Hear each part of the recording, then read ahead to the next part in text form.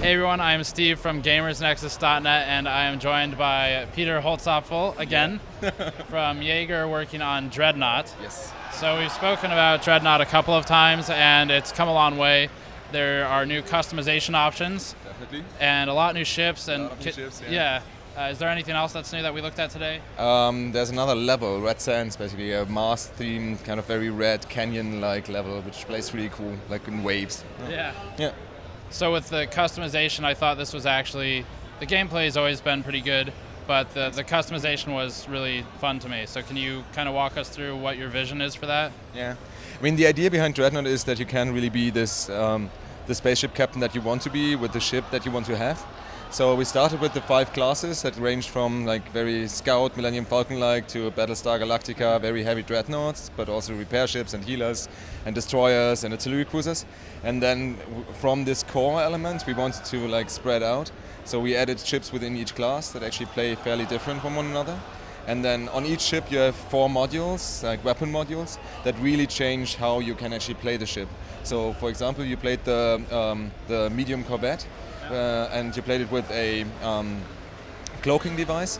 So it becomes this Klingon bird of prey that goes behind enemy lines and then drops torpedoes, and you saw it, like enemy ships go up in flames, and then you use the afterburner to get out of there. But you could also equip it with a blink warp that lets you dance around enemy ships, really avoiding to be hit, and then get out of there quickly, really causing confusion, drawing fire so that the rest of your fleet can actually come in and do the shot. And on top of that, there's like 4 officers on each ship.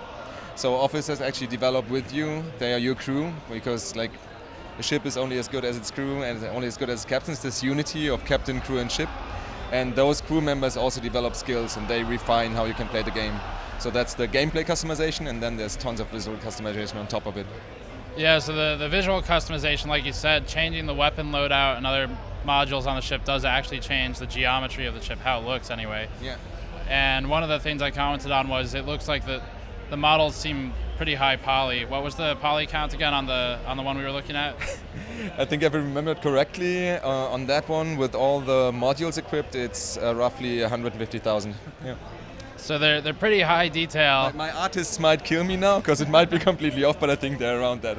It looks pretty good either way. So the colors were changeable. The officers are customizable.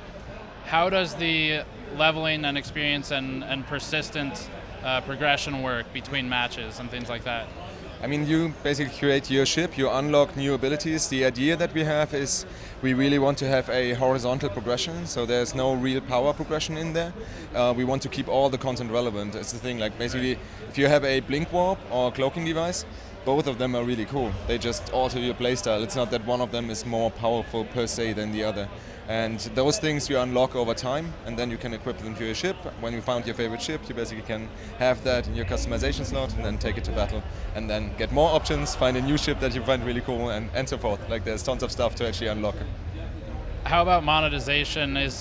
What's the pricing structure for the game? Do you know any of that yet? We know some of it, but we don't know the pricing yet or how it's actually going to work. I mean, you've seen it. Like we have the coatings, we have decals, we have color schemes, we have massive amounts of like geometry customization that really changes the look of the ship, and also is attached in different modules, so you can mix and match it to a certain extent. And yeah, there's going to be a lot of visual customization to really create the ship that you want to have. You also have a captain avatar that you can customize and make it your own kind of captain.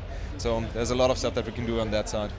One of the things that we were talking about that was pretty cool was the idea of getting your team together and matching kits and things like that, so that you all have the same color scheme. And Totally. Yeah, so yeah, I mean, we have all the color schemes, but then we also have our version of hats. You've seen it, like these giant figure hats that actually get attached to the front of the ship. They are obviously inspired by like naval, like pirate ships with these figureheads, and so there you can do a lot of things as well. Yeah. what's the immediate future looking like for Dreadnought? Release date, betas, stuff like that? Yeah. So we are currently entering alpha phases. Like we are still pre-alpha, but getting there. And closed beta will start early next year. And everybody can and should sign up at playdreadnought.com. So looking really good at the moment. I mean, at PAX the reception has been exceptional, and we are super happy about it. And now everybody needs to get into the beta so that we can make the game better and better and go into open beta as soon as we possibly can. Yeah.